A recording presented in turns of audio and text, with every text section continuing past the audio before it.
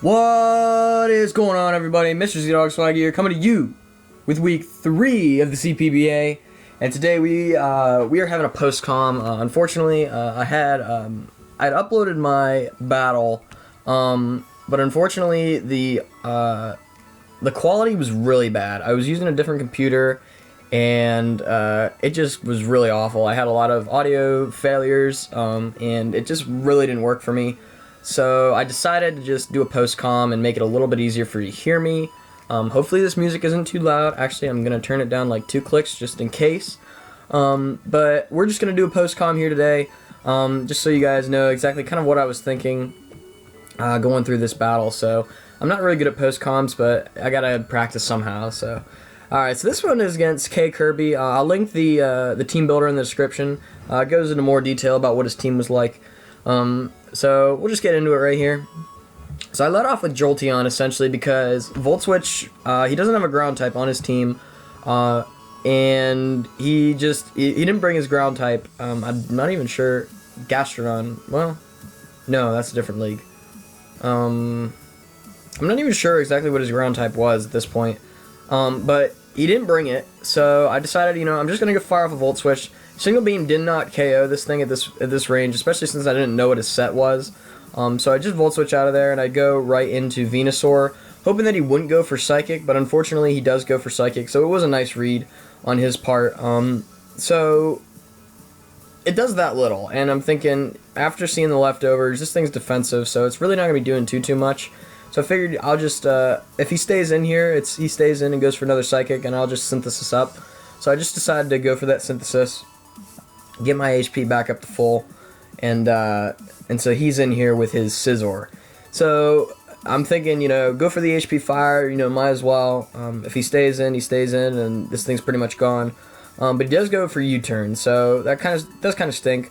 He does get some good momentum, and he goes into Oricorio, and this thing I did not prep for very much. As you see, Hidden Power of Fire doesn't do too bad. But I really don't want to take a flying type move here, so I go right back out into Jolteon, and I just see if I can take a flying move. I was actually expecting Air Slash, but he did go for Hurricane, and I'm glad I didn't have to take that, so kind of a nice thing that he missed there. So again, I'm thinking, he's probably going to switch out, so I might as well just go for Volt Switch. I actually get a crit, which that crit actually puts Shaman in range of my Signal Beam having a chance to KO now.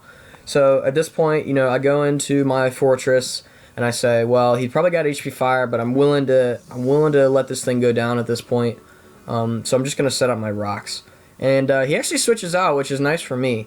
He goes into Queendra, so I set up my Stealth Rocks, which is great because he does have 2 flyers, and that little chip on Scizor helps out a lot. And then right here was scary. He goes for Sub. I tried to go for Volt Switch, but it doesn't break the Sub. So I go right into, I believe it was, okay, yeah, I go into Suicune. I have Ice Beam on this thing, essentially because he's got a lot of ice weaknesses. He goes for Dragon Dance, and again, I'm thinking, ooh, this is scary. But I'm thinking, again, Suicune can take a hit. This thing's really defensive. I think it was max, it wasn't max SPDF, but it was definitely max HP. But he reveals the Dragonium Z Devastating Drake, and it just totally obliterates me. I actually think it was a roll, whether it would kill me or not. And then this turn right here, you might think that this was a stupid play going into Mudsdale, but I did the calcs, and I was mostly, I got some physical bulk on this thing, and I calced Waterfall, and it has like a 6% chance to KO.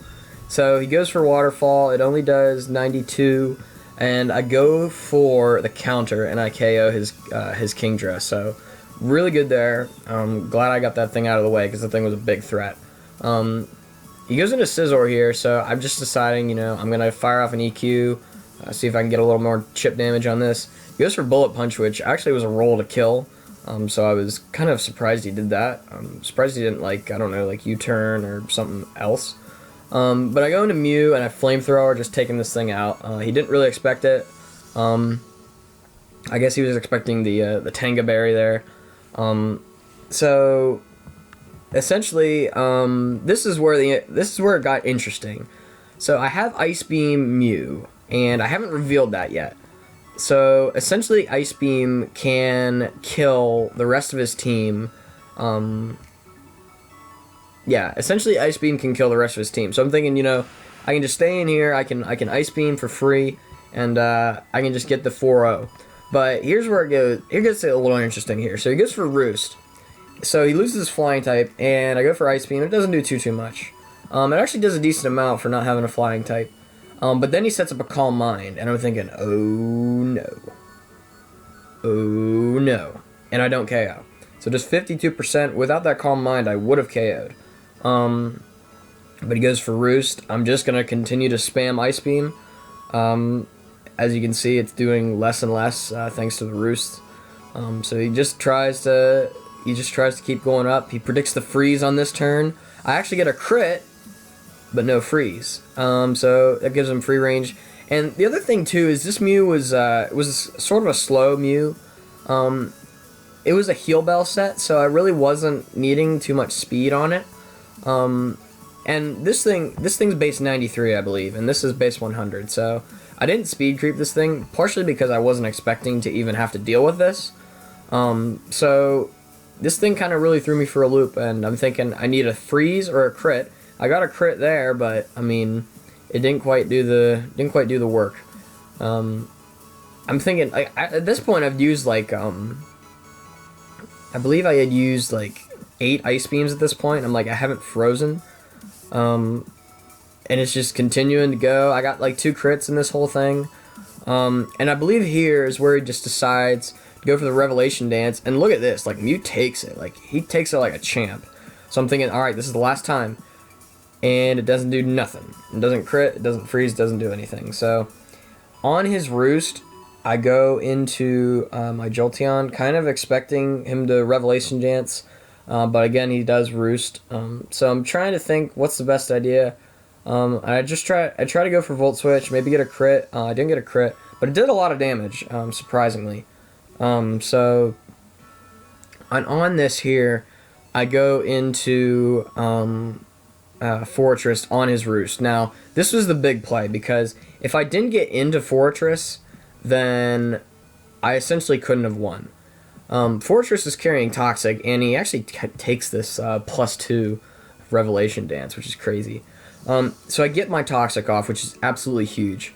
I'm just deciding to sack this thing off. If he wants to, mess around, miss a Hurricane or two, that'd be fine. He does go for Hurricane, he gets a crit, it obviously doesn't matter. Which he could have missed that Hurricane there, which is interesting why he went for it. He might have been predicting like a Jolteon switch. So I go into Whispering Pines, essentially trying to sack it off, maybe miss a Hurricane again, but he does land it. But this Toxic damage is essentially what is crucial for me to win this battle. So I'm trying to get through this.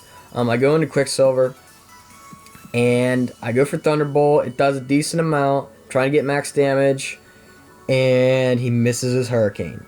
I'm not quite sure off the top of my head. I'm sure I calced it later if that killed. I'm sure it did, because Jolteon's frail.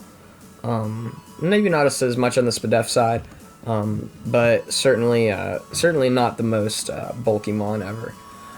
So right here he goes into Shaman, and I'm thinking, like, every single time I see Tyrantrum, I always think Scarf. Like, I never think anything but Scarf Tyrantrum. And I'm thinking, alright, he's got it. Just because Oricorio, the fuzzy yellow cheerleader, is gone. I'm thinking Tyrantrum's just going to come, click Head Smash twice and clean up. But he goes into Shaman, and it makes me think, maybe he's not Scarfed. So I go into this, and I go for Signal Beam, and it kills. I mean, there was no doubt about that would kill, which is great. So Shaman's gone. I'm thinking, why didn't you go into Tyrantrum? So he goes into Tyrantrum now, and I have HP Ice, and it's like a 96% chance to KO after Rocks, and it does KO. So I'm thinking, wow, I probably shouldn't have won this match. He's got the Thunderous. The Rocks are up, which is absolutely huge. Yet again. I decided to go for Thunderbolt. It doesn't KO, which scares me for a second. But he goes for HP Flying. And I'm thinking, why did you go for HP Flying? And then I realized, you know, that's probably the only thing he had.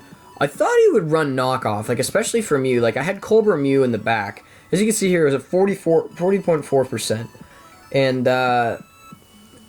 if worst came to worst, and I had to take like a Thunderbolt, I think I could have taken a Thunderbolt. I definitely could have taken a knockoff though, because I could have taken a knockoff. Excuse me, because of that Colbur Berry. So he reveals leftovers. So he was like a semi-bulky set. He goes for Nasty Plot just in case, you know, I choked or whatever.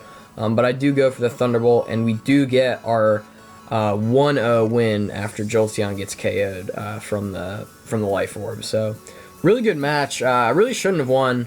There was 2 times that I think I really shouldn't have won. The Kingdra really put me for a loop.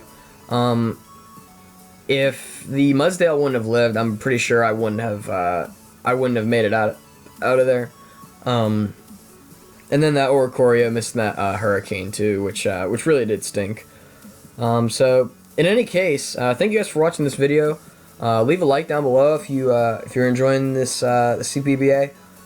Subscribe so you don't miss out on any more CPBA action.